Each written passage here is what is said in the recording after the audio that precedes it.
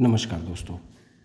आज के हम इस वीडियो में बात करेंगे स्पर्मेटोजेनेसिस। जैसा कि आपको नाम से ही क्लियर है, कैसा स्पर्म का बनना, ठीक है, स्पर्म का फॉर्मेशन, ठीक। तो अपन को इसके लिए सबसे पहले डेफिनेशन क्या बताना है। Spermatogenesis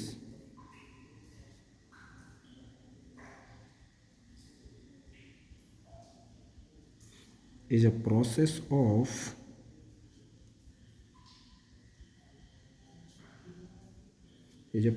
formation of sperm.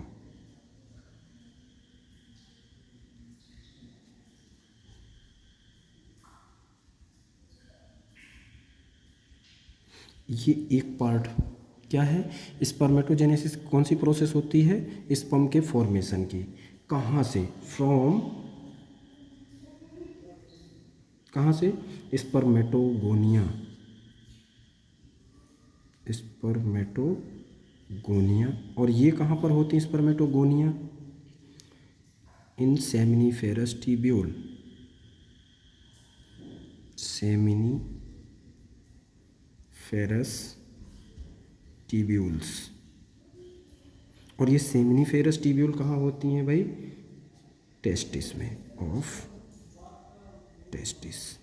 इस पॉइंट को आपको फोकस करना है। देखो बेटा, फर्स्ट पॉइंट क्या बोला आपने कि ये प्रोसेस होती है किसके लिए, फॉर्मेशन ऑफ स्पर्म, मतलब एक सेल के बनने की, ठीक है, स्पर्म सेल फ्रॉम स्पर्मेटोगोनिया। कहाँ से बना होगा, स्पर्मेटोगोनिया से, ठीक है। और स्पर्मेटोगोनिया होती कहाँ पर हैं, सेमिनिफेरस ट्यूब्यूल्स। और सेमिनिफेरस ट्यूब्यूल कहाँ होती हैं, टेस्टिस के अंदर। तो जब हमने इसका सजाइटल सेक्शन देखा था किसका, टेस्टिस का, तो हमने सेमिनिफेरस ट्यूब्यूल्स भी देखे थे, ठीक है। आप चाहें तो ये प्रीवियस वीडियो देख सकते हो, ठीक है। आते हैं अभी यहाँ पर, according to Ayurveda seminiferous tubules को क्या बोला गया है, इनको क्या बोला गया है, शुक्रवह स्रोतस, शुक्र को वहन करने वाले स्रोत, है ना। ये क्या करते हैं, इनसे क्या होकर शुक्र क्या होता है, वहन होता है, ठीक। और ये आपको इसका रेफरेंस कहाँ पर मिलेगा, चरक विमान स्थान अध्याय 5 में, ठीक है, आप वहाँ पर भी देख सकते हैं। चलिए देख लेते हैं अपन क्या, सेमिनिफेरस ट्यूब्यूल कट सेक्शन देखेंगे अपन, ओके। और उसके बाद देखते हैं कि उनमें कौन कौन सी सेल स्पर्म के फॉर्मेशन में हेल्प करती हैं। तो ये कट सेक्शन है, इसको देखो आप,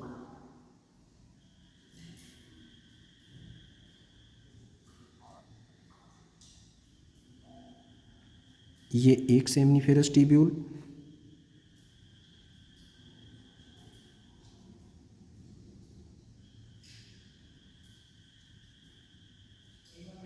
दूसरी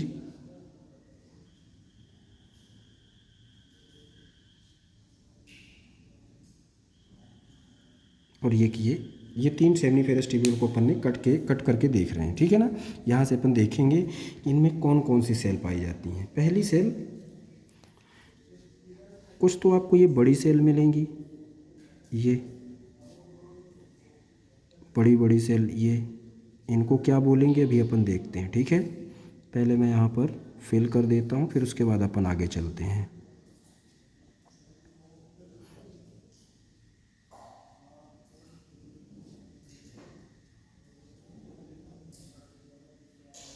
ठीक है, ये ब्लैक कलर में हमने क्या बनाया है, ये है बेसमेंट मेम्ब्रेन। क्या है ये, बेसमेंट मेम्ब्रेन।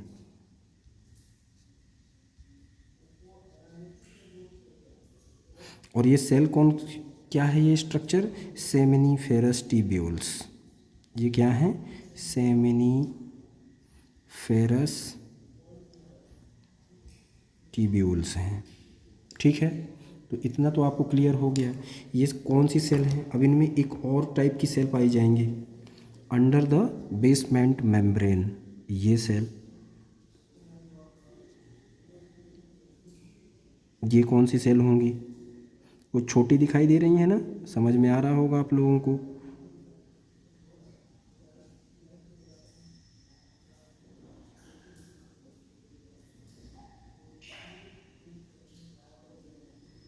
ये सेल कौन सी हैं, अभी बात करते हैं इसके बारे में। इनमें भी पहले अपन बना देते हैं जल्दी जल्दी, फिर आगे चलते हैं।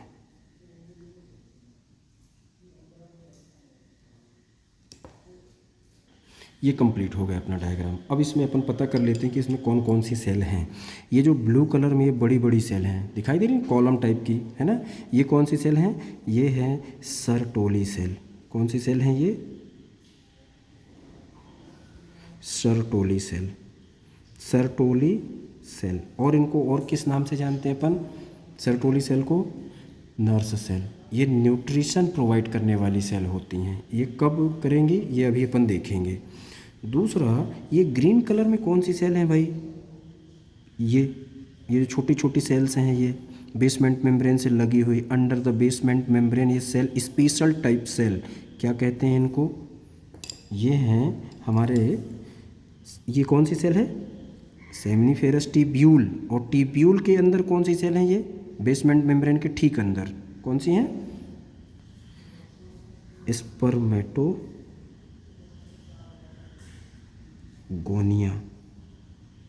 कौन सी सेल हैं? Spermatogonial cell. क्या इनको बोलते हैं? जर्म सेल या स्टेम सेल। यहीं से ये प्रोसेस स्टार्ट होगी, ठीक है। तो इतना तो आपको क्लियर हो गया। दूसरा, इस प्रोसेस को, मीन्स किस प्रोसेस को? स्पर्मेटोजेनेसिस प्रोसेस को, है ना। ये पूरी प्रोसेस होने में कौन कौन से हार्मोन रिस्पॉन्सिबल होते हैं, या इस प्रोसेस को, ठीक है ना, रेगुलेट करने में कौन कौन से हार्मोनल या हार्मोन्स को अपन को पता होना चाहिए। तो आइए वो देख लेते हैं अपन। Hormonal control of spermatogenesis.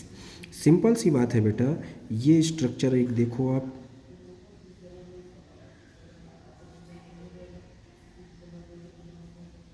ये क्या है अभी बता रहे हैं। इसमें सबसे पहले तो अपन बना दें, उसके बाद आगे चलते हैं, ठीक है।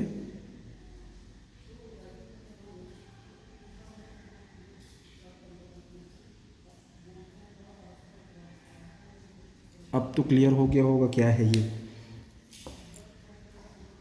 ये क्या है? एंटीरियर पिट्यूटरी, और ये है पोस्टीरियर पिट्यूटरी। मैं सिंपल बता रहा हूँ आपको कहाँ से क्या होगा, ठीक है। और ये ऊपर वाला पार्ट क्या है? मास्टर ऑफ एंडोक्राइन ग्लैंड, है ना। ये रेगुलेट करने वाला क्या है? पार्ट होता है, जिसको हम किस नाम से जानते हैं? हाइपोथैलेमस। और हाइपोथैलेमस के जब हम ग्रे मैटर की बात करेंगे, अभी नहीं, जब हम ग्रे मैटर की बात करेंगे तो यहाँ पर आपको दो न्यूक्लियस मिलेंगे। एक तो ये जो आपको मैं ये दिखा रहा हूँ, ये कौन सा न्यूक्लियस होगा? Arcuate nucleus. और दूसरा न्यूक्लियस आपको मिलेगा, ये इस कलर से दिखा देते हैं, ये। इन दो न्यूक्लियस की बात अपन स्पेशली करेंगे। पहला कौन सा है? ये पर्पल कलर में प्री ऑप्टिक न्यूक्लियस। और ये दूसरा कौन सा है? Arcuate nucleus. यहाँ से एक हार्मोन रिलीज किया जाता है। कौन सा हार्मोन देख लेते हैं? कौन सा?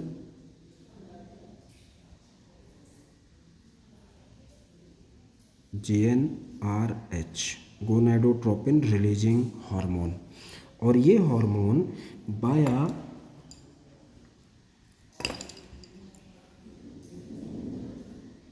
हाइपोफिजियल पोर्टल सिस्टम के थ्रू कहाँ पर पहुँचा दिया जाएगा? Anterior pituitary. और एंटीरियर पिट्यूटरी में क्या मिलेगा आपको?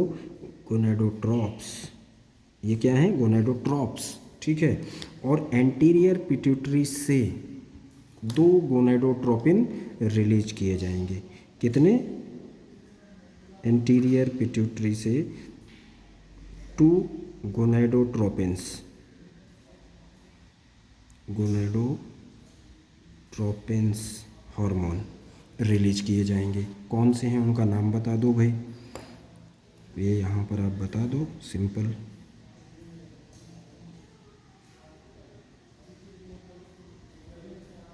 एक है LH ल्यूटिनाइजिंग हार्मोन, और दूसरा है FSH फॉलिकुलर या फॉलिकल स्टिमुलेटिंग हार्मोन, ठीक है। अब ये कहाँ कहाँ पर वर्क करेंगे वो समझ लेते हैं। ये जो इसके बारे में हमने बताया, क्या है ये? GnRH, gonadotropin releasing hormone. ये क्या होता है?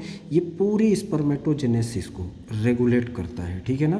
किसको? स्पर्मेटोजेनेसिस प्रोसेस को क्या करता है? रेगुलेट करने का काम करता है, ठीक है। और इसमें से जो ट्रिगर है ना, चलो आगे देखते हैं अपन अभी। ये LH किन सेल्स पर काम करेगा?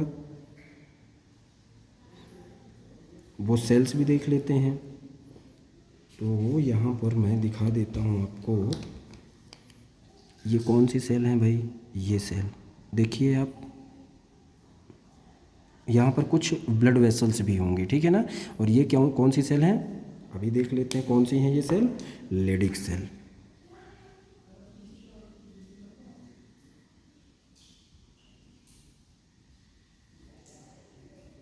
लेडिक सेल्स, ठीक है। कहाँ पर प्रेजेंट होती हैं लेडिक सेल को और किस नाम से जानते हैं, ये क्या है, ये सेल्स और इनके बीच में इंटर सेलुलर स्पेस में प्रेजेंट होती हैं, तो या इन्हीं को एक और नाम से जानते हैं इंटरस्टिशियल सेल या लेडिक सेल, ठीक है। यहाँ से एक हार्मोन रिलीज करवाया जाएगा, टेस्टोस्टेरोन, एंड्रोजन लाइक हार्मोन। तो एलएच हार्मोन कहाँ पर, इन सेल्स पे, कौन से सेल पे, Leydig cell, L for L, इन सेल्स पर, ठीक है ना। और यहाँ से लेडिक सेल से क्या रिलीज करवाया जाएगा, एक एंड्रोजन मेल हार्मोन। कौन सा हार्मोन बेटा, androgen male hormone, specially testosterone. अब ये जो टेस्टोस्टेरोन हार्मोन होता है, ये सिर्फ और सिर्फ स्पर्मेटोजेनेसिस पर ही काम नहीं करता है, ये मेल के अदर पार्ट्स जैसे कि आवाज़, उसका फेस में हेयर्स, उसके कंधे चौड़े होना, यहाँ पर भी चेंजेस लाता है। ये इस प्रोसेस में, या कहना चाहिए स्पर्मेटोजेनेसिस में तो कर ही रहा है ना, हेल्प कर ही रहा है, साथ ही साथ मेल की बॉडी में भी चेंजेस लाता है, ठीक है। तो ये यहाँ से क्या करेगा, स्टिमुलेट करेगा। टेस्टोस्टेरोन किसको स्टिमुलेट करता है भाई, stimulate the spermatogenesis, stimulate the spermatogenesis process. इस पूरी प्रोसेस में स्पर्मेटोजेनेसिस स्टिमुलेट करता है इस सारी प्रोसेस को, स्पर्मेटोजेनेसिस को। कौन, लेडिक सेल से निकलने वाला हार्मोन। और यहाँ पर वर्क किसका है, ल्यूटिनाइजिंग हार्मोन एलएच का, ठीक है। और कहाँ है वो लेडिक सेल, ये रही वो लेडिक सेल। आप चाहो तो यहाँ से डायरेक्ट दिखा सकते हो, ये सेल, यह कहना चाहिए हार्मोन कहाँ पर वर्क करेगा, इन सेल्स पर। और यहाँ से जो हार्मोन रिलीज होगा, यहाँ पर क्या होंगी, ब्लड वेसल्स, और ये डायरेक्ट अपना सिक्रीशन कहाँ पर भेजेगा, ब्लड वेसल्स में, और इस प्रोसेस को स्टिमुलेट करेगा। कौन सी प्रोसेस, स्पर्मेटोजेनेसिस।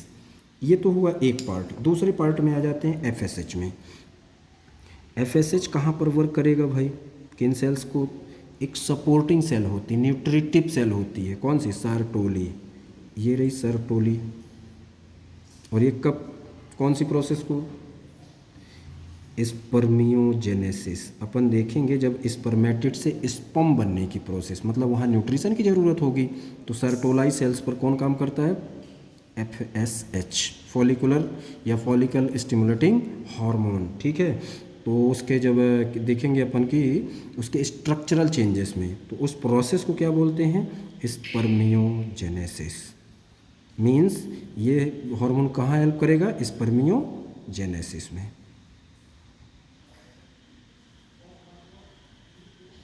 ठीक। तो ये रही सर्टोली सेल, तो ये हमने देख लिया ऑलरेडी। ये क्या देखा हमने अभी, हार्मोनल कंट्रोल, स्पर्मेटोजेनेसिस का हार्मोनल कंट्रोल, ठीक, कहाँ से क्या होगा। अब देख लेते हैं अपन 1 बाय 1 कि स्पर्म फॉर्म कैसे होगा, ठीक है। अब आ जाते हैं अपन कहाँ पर, स्पर्मेटोगोनियम में। तो ये है स्पर्मेटोगोनिया। इन स्पर्मेटोगोनियम में, या कहना चाहिए प्राइमोर्डियल जर्म सेल हैं ये, ठीक है, या स्टेम सेल हैं, इनसे कुछ नई चीज़ फॉर्म होगी। तो इन सेल्स में क्या होगा, लगातार क्या होता है, डिवीजन होता रहता है, माइटोटिक डिवीजन। ये अपन इसकी आगे की प्रोसेस देखते हैं। तो ये हुआ क्या, स्पर्मेटोगोनिया, ठीक। और इनमें क्रोमोसोम्स नंबर कैसे होंगे, 44 plus X plus Y means 46। क्या है ये, स्पर्मेटोगोनिया,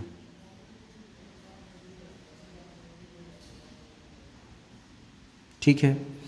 इन स्पर्मेटोगोनिया में क्या होगा, लगातार डिवीजन होगा, ठीक है। डिवीजन करके ये क्या फॉर्म करेंगे, दो प्रकार की सेल फॉर्म करती हैं।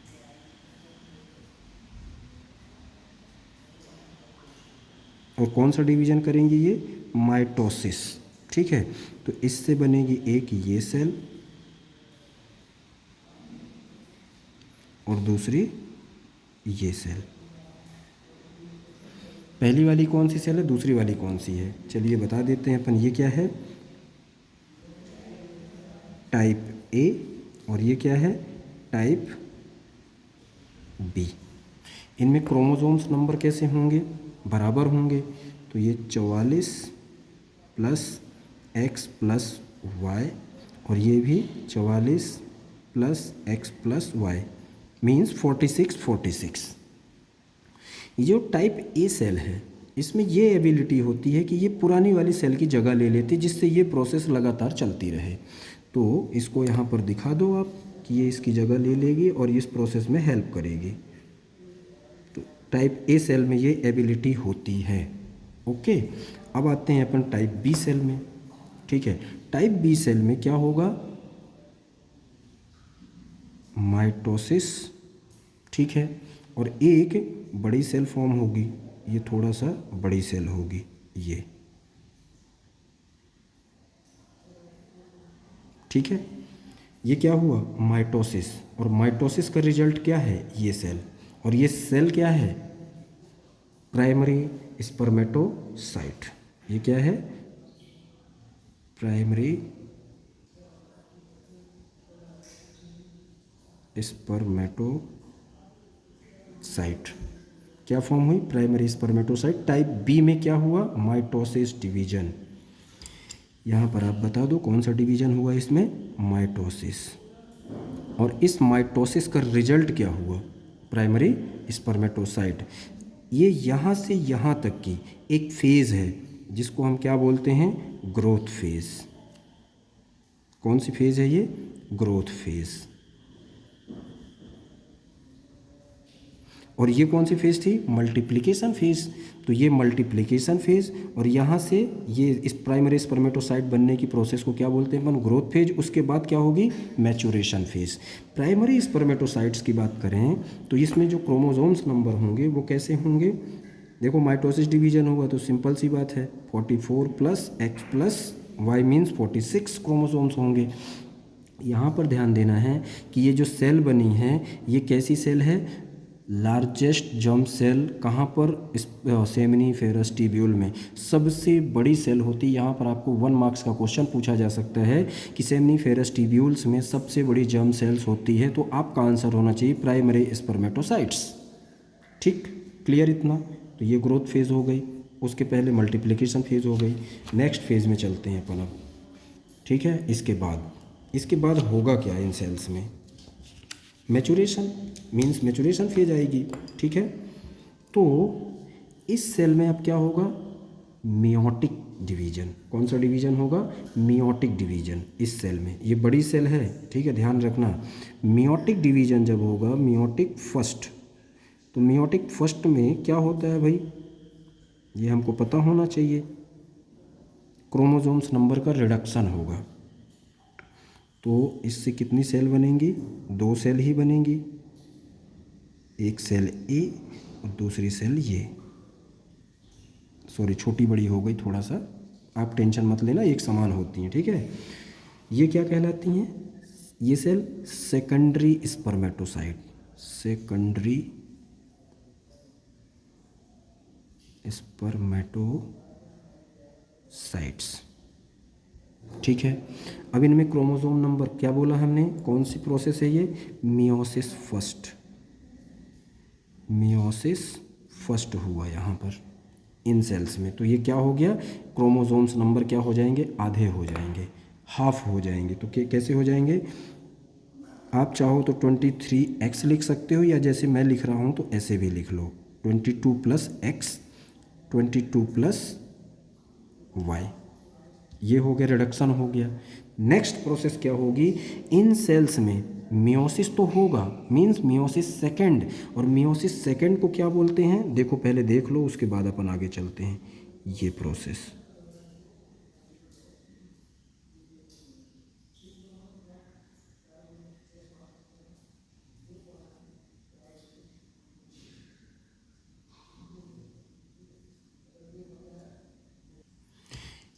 इन सेल्स में क्या हुआ, देखो यहाँ पर प्राइमरी स्पर्मेटोसाइट से 2 सेल बनी सेकेंडरी स्पर्मेटोसाइट, लेकिन किसके कारण, मियोसिस फर्स्ट जब हुआ तो यहाँ पर क्या हुआ, रिडक्शन हुआ इनके क्रोमोसोम्स नंबर में। ठीक है, अब ये 2 सेल दो सेल फॉर्म करेंगे। ठीक है, और यहाँ पर कौन सा सेल डिवीजन होगा, मियोसिस सेकेंड।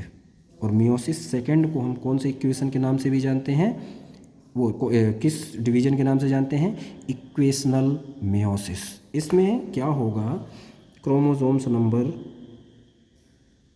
नहीं चेंज होंगे, सेम ऐसे ही होंगे।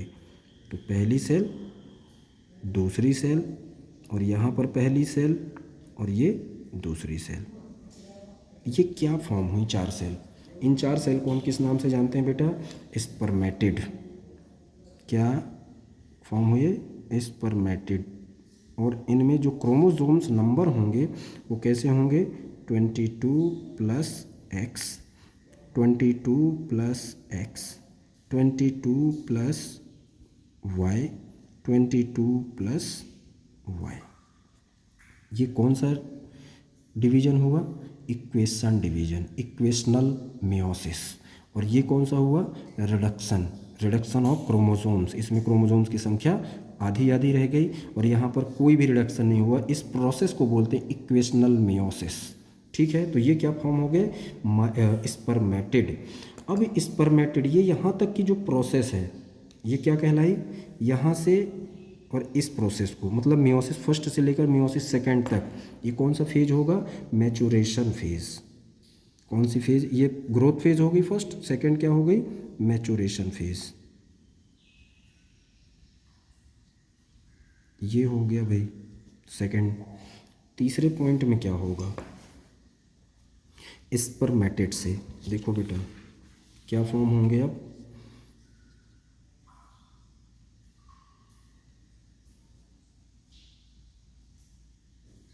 ये जो राउंड सेल्स हैं, अब सिर्फ इनके क्रोमोसोम्स या किसी भी चीज़ में चेंजेस नहीं होगा, बस अब इनके स्ट्रक्चर में चेंजेस होगा, स्ट्रक्चरल चेंजेस। और यहाँ से स्पर्मेटिड से कुछ स्पेशल टाइप की सेल्स फॉर्म होंगी, स्पेशल स्ट्रक्चर वाली कुछ यूँ देखो आप।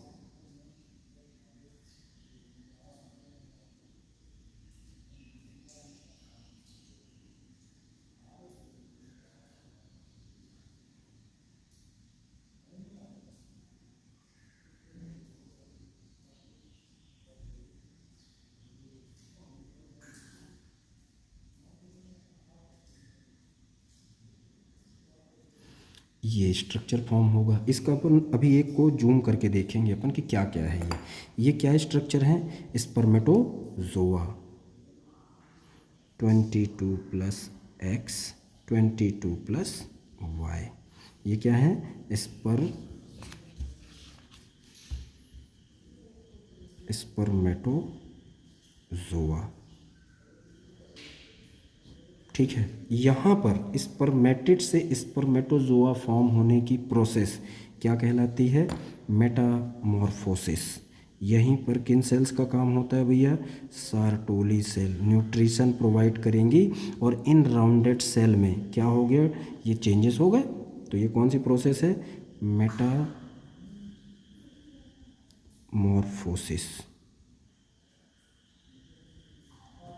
ये प्रोसेस स्पर्मेटिड से स्पर्मेटोजोआ फॉर्म होने की प्रोसेस। तो पहली फेज़ क्या देखा आपने, मल्टीप्लिकेशन। फिर दूसरी फेज़ क्या देखा आपने, ग्रोथ फेज़। तीसरी क्या देखी अपन ने, मैचुरेशन फेज़। और चौथी कौन सी देख रहे हैं अपन, ये कौन सी देख रहे हैं, मेटामॉर्फोसिस, स्पर्मेटोजोआ फॉर्म होने की प्रोसेस। अब इसमें होगा क्या क्या, वन बाय वन अपन देख लेते हैं। यहाँ पर इन सेल्स में ये न्यूक्लियस और एक पोल की ओर जाने लगेगा न्यूक्लियस। तो इन सभी में दिखा दो, एक न्यूक्लियस, ये दूसरा सेल ऑर्गेनेल्स होता है क्या, गोल्जी एपरेटस। तो एक कैप फॉर्म होगी, ये कैप जो 2/3 ऑफ न्यूक्लियस को क्या करेगी, कवर करके रखेगी।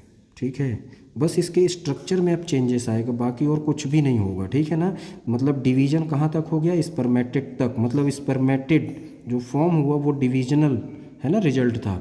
अब इसके बाद सिर्फ इन सेल्स में क्या स्ट्रक्चरल चेंज होगा, तो ये बन गया क्या, एक्रोसोमल कैप या गेलिया कैपिटिस। किसके कारण फॉर्म हुआ, किसने फॉर्म किया इसको, गोल्जी एपरेटस ने।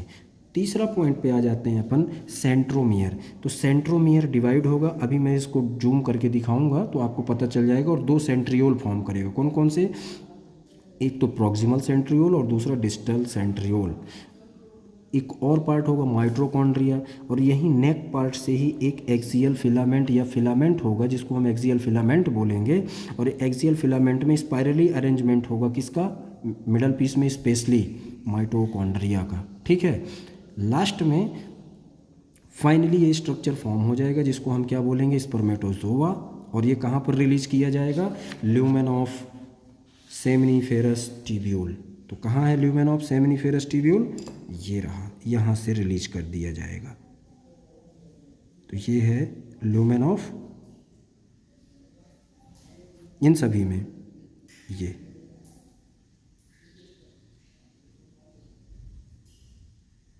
ये सभी क्या है, ल्यूमेन ऑफ सेमिनिफेरस ट्यूब्यूल।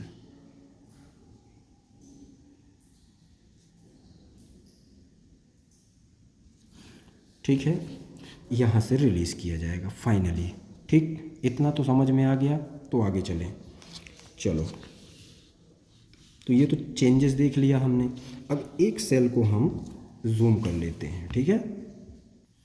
चलो एक सेल को थोड़ा सा जूम करके आपको दिखा देते हैं, आप यहाँ पर फोकस करें। एक ही सेल को ले रहा हूँ, ठीक है, जो स्पर्मेटोजोआ बना है उस सेल को आप यहाँ पर देखो।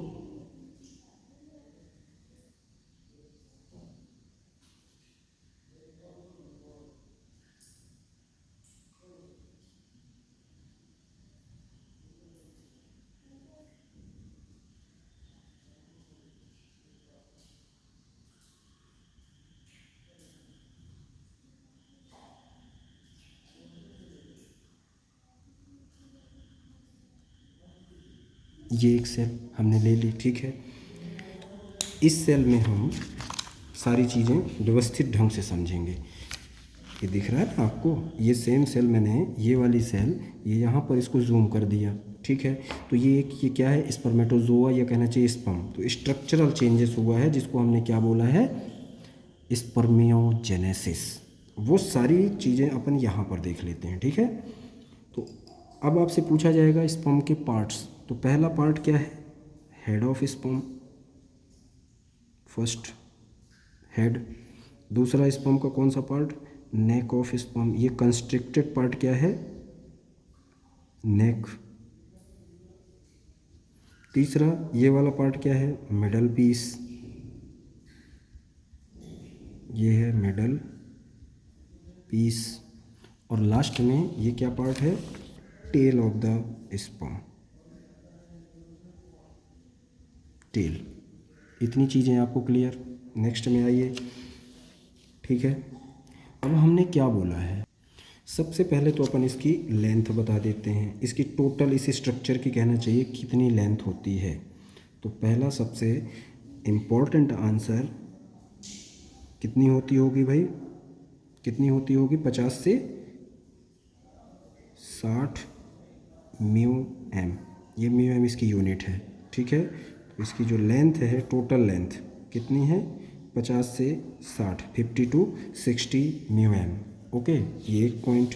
दूसरा पॉइंट, अब आ जाते हैं अपन 1 by 1 बात करते हैं। पहला पॉइंट है आपका head of the sperm. Head में आपको क्या क्या मिलेगा, एक तो आपको मिलेगा न्यूक्लियस, ये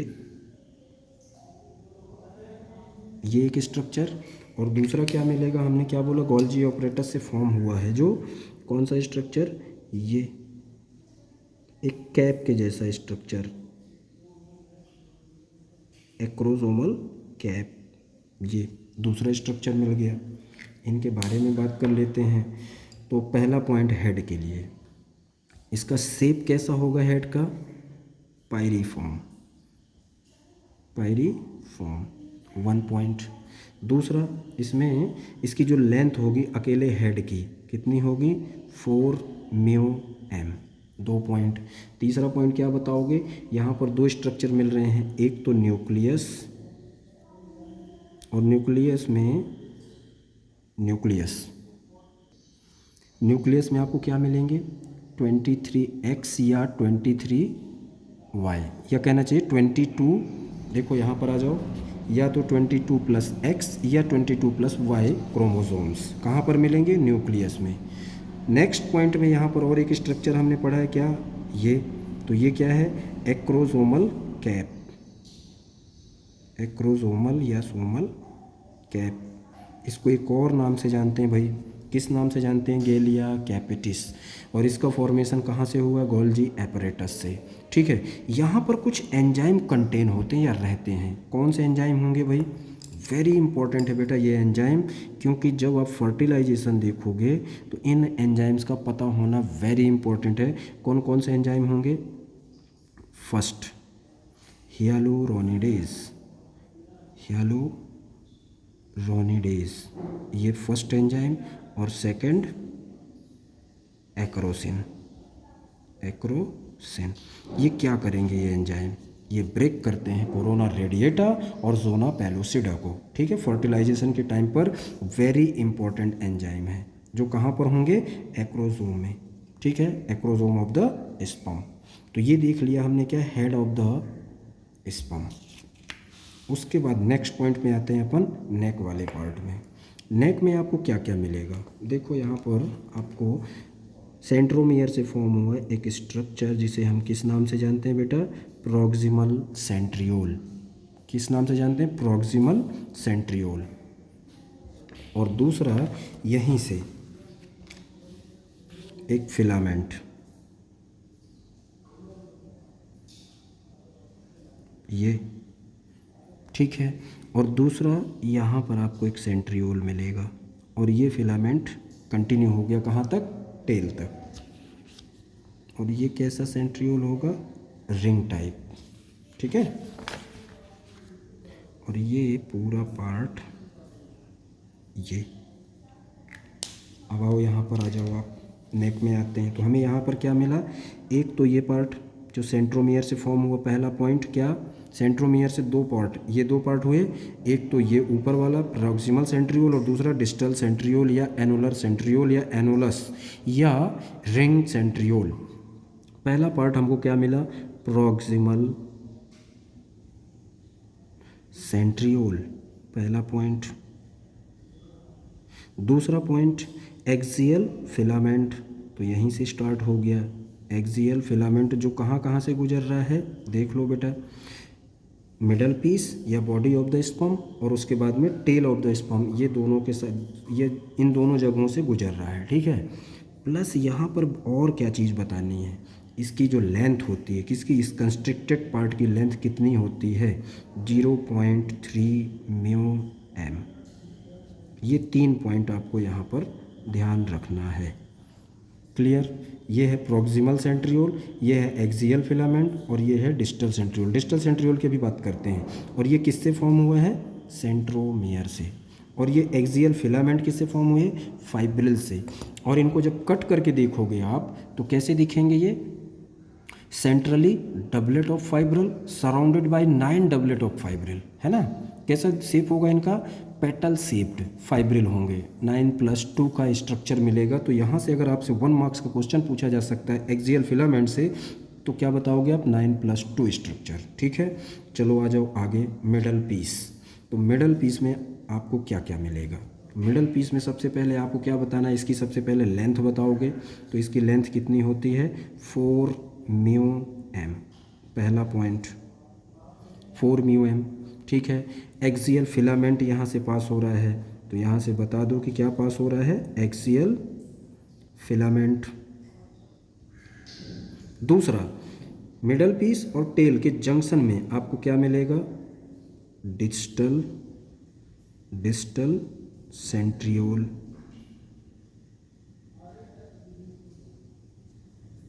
डिस्टल सेंट्रियोल, ठीक है, ये क्या है, डिस्टल सेंट्रियोल, ये रहा। ठीक है, और यहाँ पर क्या मिलेगा, और वेरी इंपॉर्टेंट, ये देखो एक येलो कलर में मैं ये स्पायरली अरेंजमेंट किसी स्ट्रक्चर का दिखा रहा हूँ, ये आप समझने की कोशिश करो, ये क्या है? ये येलो कलर में है क्या? माइटोकॉन्ड्रिया। माइटोकॉन्ड्रिया, ठीक है। ये येलो कलर में ये स्पाइरली अरेंजमेंट होता है किसका? माइटोकॉन्ड्रिया का। तो ये हमने देख लिया कहाँ पर? मिडल पीस में, ठीक है। डिस्टल सेंट्रियोल को और किस नाम से जानते हैं? एनोलस या रिंग सेंट्रियोल। एनोलस या रिंग सेंट्रियोल। नेक्स्ट पॉइंट पे आते हैं अपन टेल पार्ट में, ये वाले पार्ट में। अब यहाँ पर अपन को जानना ये ज़रूरी है कि टेल की लेंथ कितनी होती है। तो सबसे पहला पॉइंट, लेंथ कितनी होती है बेटा? 40 म्यूएम, 40 म्यूएम, पहला आंसर। दूसरा, टेल पार्ट को हम दो पार्ट में पढ़ेंगे। इसके दो पार्ट होते हैं, पहला तो प्रिंसिपल पार्ट और दूसरा एंड पीस, या कहना चाहिए प्रिंसिपल पीस और एंड पीस। ये दो पार्ट पढ़ेंगे अपन।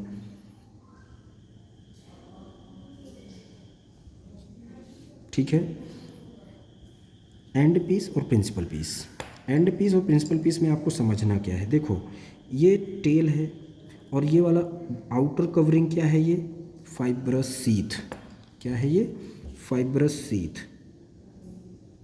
ये चारों तरफ से दिख रही है ना फाइब्रस सीथ, तो ये है फाइब्रस सीथ। अब फाइब्रस जो सीथ है वो टेल के प्रिंसिपल पार्ट में प्रेजेंट होती है, लेकिन एंड पीस में एब्सेंट होती है। सिंपल सी बात है बेटा, ध्यान रखना, ठीक है ना, कि टेल जो होता है उसका प्रिंसिपल पार्ट फाइब्रस सीथ से क्या होता है? कवर होता है, लेकिन एंड पीस कवर नहीं होता। क्लियर इतना? ठीक है। तो ये देख लिया हमने क्या? स्पर्मेटोजोआ का स्ट्रक्चर, ठीक है। मीन्स इन सेल के बाद जो ये स्पर्मेटोजोआ फॉर्म हुआ कुछ ऐसा होगा, ठीक है, ऐसा स्ट्रक्चर होगा। और इनके यहाँ से राउंडेड सेल से इन सेल्स के बनने तक की जो प्रोसेस है वो क्या कहलाती है? स्पर्मियोजेनेसिस। और स्पर्मियोजेनेसिस में कौन हेल्प कर रहा था? FSH मीन्स सर्टोली सेल, मतलब यहाँ पर न्यूट्रिशन की ज़रूरत पड़ेगी, ठीक है। तो ये मे भी आपको समझ में आ गया होगा। ओके, अब चलिए बात कर लेते हैं अपन इनके नंबर्स की, ठीक है। एक एजाकुलेशन में मान लीजिए कि अपन ये ले रहे हैं क्या? एक टेस्ट ट्यूब है, एक सैंपल ले रहे हैं अपन किसका? सीमेन का, ठीक है। ये है टेस्ट ट्यूब, ठीक। ओ सॉरी, आपको दिखा नहीं, ये टेस्ट ट्यूब है।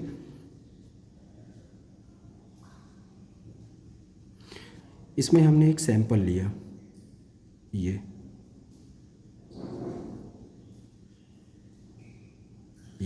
और इनमें कुछ ये सेल्स, ये ब्लैक कलर में क्या है? तो ये पूरा कंटेंट क्या है? शुक्र। शुक्र का मतलब क्या? अकॉर्डिंग टू आयुर्वेदा शुक्र, मॉडर्न के अनुसार हम क्या समझेंगे? सीमेन, ठीक है। और ये ब्लैक कलर में सेल्स क्या हैं जो हमने अभी देखा?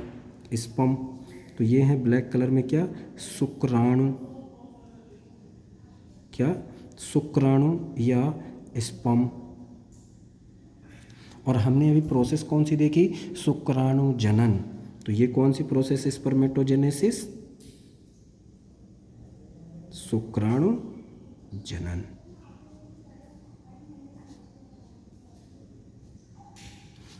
तो इस शुक्राणुओं की सामान्य संख्या सीमेन में या शुक्र में कितनी होनी चाहिए, है ना? तो ये नॉर्मल, पहले तो वॉल्यूम पता होना चाहिए कि शुक्र का नॉर्मल वॉल्यूम कितना होना चाहिए। कितना होना चाहिए एक एजाकुलेशन में? 2 से 5 ml, पहला आंसर। अब इनमें शुक्राणुओं की संख्या कितनी होनी चाहिए? तो आपका सिंपल आंसर होना चाहिए क्या? 200 से 300 मिलियन। 200 से 300 मिलियन, ठीक है, एक एजाकुलेशन में। अब इनका जो शुक्राणु है या कहना चाहिए स्पर्म होते हैं, ये कितनी देर तक सरवाइव कर सकते हैं? जनरली कितनी देर तक कर सकते हैं ये? 48 घंटे, 48 आवर। लेकिन फीमेल जेनाइटल ट्रैक्ट में ये कितने दिन तक सरवाइव कर सकते हैं? 4 दिन। ध्यान रखना बेटा, 4 दिन तक भी सरवाइव कर सकते हैं। ओके, अब आ जाओ यहाँ पर, जो सार्टोली सेल्स होती हैं, है ना, ये एफएसएच इनको स्टिमुलेट करता है किसके लिए, स्पर्मियोजेनेसिस के लिए। ध्यान रखना बेटा, ये एक प्रकार का बाइंडिंग प्रोटीन है ना, और इनहिबिन हार्मोन रिलीज करती हैं। कैसा, एंड्रोजन बाइंडिंग प्रोटीन और इनहिबिन, है ना, हार्मोन रिलीज करती हैं, जिसके कारण होता क्या है, ब्लड टेस्टिस बैरियर मीन्स अगर स्पर्मेटोजेनेसिस में स्पर्म ज़्यादा फॉर्म होने लगते हैं तो उसके फॉर्मेशन को क्या करता है, कंट्रोल करता है। प्लस अगर स्पर्म में किसी भी प्रकार की प्रॉब्लम आ रही है तो उसमें न्यूट्रिशन प्रोवाइड करके उसको सामान्य लाने की कोशिश करती हैं कौन, सार्टोली सेल। इसलिए इनको क्या किस नाम से जानते हैं, नर्स सेल या न्यूट्रिटिव सेल। ठीक है, ध्यान रखना बेटा। ओके, तो इतना तो हमने देख लिया क्या, ये सारी प्रोसेस स्पर्मेटोजेनेसिस। आप चाहें तो साथ में नोट्स भी बना सकते हो। ठीक है बेटा, ये हो गया हमारा कंप्लीट स्पर्मेटोजेनेसिस प्रोसेस, कहाँ से स्टार्ट हुई, उसका कंट्रोल कहाँ से हुआ, कंट्रोल एंड रेगुलेशन कहाँ से हुआ। ठीक है, और ये सारे मैकेनिज्म देखी हमने, कौन सी सेल कब कब कैसे डिवाइड होती है। अब लास्ट में बात कर लेते हैं अपन, इन डिवीजन्स में कितने दिन का समय लगता है। लास्ट पॉइंट है बेटा, उसके बाद अपना लेक्चर यहीं पर एंड करेंगे। तो फर्स्ट पॉइंट पे आ जाओ आप। पहला पॉइंट, ये जो माइटोसिस होता है, ये माइटोसिस, ये पूरे माइटोसिस कितने दिन का होता है, 16 डेज। पहला आंसर आपको ये पता होना चाहिए। ठीक है, दूसरा पॉइंट, मियोसिस फर्स्ट कितने दिन में होता है, 8 दिन का समय लेता है। मियोसिस सेकेंड 16 दिन। ठीक है, तो ये तो हुआ क्या, growth phase and multiplication, growth and maturation phase के लिए कितने कितने दिन, 16 दिन, 8 दिन, 16 दिन। ठीक है, लेकिन स्पर्मियोजेनेसिस, स्पर्मेटिड से स्पर्मियोजेनेसिस में या स्पर्म के बनने की प्रोसेस में कितने दिन का टाइम लगेगा बेटा, 24 डेज। और ये टोटल डेज जो हमने अभी देखे, ये 24 डेज में लगेगा टोटल डेज। तो सामान्यतः आप क्या बता सकते हो कि स्पर्मेटोजेनेसिस में एक स्पर्म के बनने में कितना समय लग सकता है या लगता है, तो आपका आंसर होना चाहिए 64 से 74 दिन, 64 to 74 डेज। ठीक है, तो ये हमने पूरा किया क्या, स्पर्मेटोजेनेसिस। में भी मेरा लेक्चर आप लोगों के समझ में आया होगा बेटा। जैसा भी हो प्लीज़ कमेंट ज़रूर करें, जिससे मैं आप लोगों के लिए और भी लेक्चर प्रोवाइड करवा सकूं। ओके बेटा, ओके, थैंक यू।